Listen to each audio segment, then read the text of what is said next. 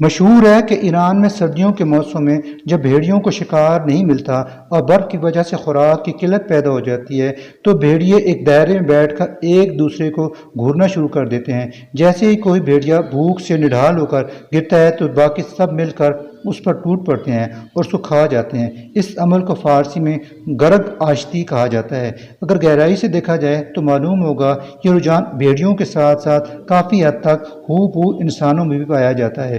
ہم انسان بھی ان بھیڑیوں کی طرح ہیں جو کمزور نظر آئے اس پر اپنی دھاک بٹھاتے ہیں اور جو جتنا حالات کا ستایا ہوتا ہے اتنا ہی مزید اس کے ساتھ شدت پسندانہ رویہ اپناتے ہیں۔ جو مالی طور پر کمزور ہوتا ہے اسی کے ساتھ فراڈ اور دھوکہ دہی کر کے اس کی رہی سہی زندگی کو بھی جہنم بنا دیتے ہیں۔ ہم کمزور کا سہارا بننے کی بجائے الٹا مزید اس پر ٹوٹ پڑتے ہیں۔ جو جتنا کمزور ہوتا ہے اتنا ہی اس کے لیے زندگی دشوار بنا دیتے ہیں۔ اللہ کریم ہے وہ ہم پر اپنا رحم و کرم فرمائے۔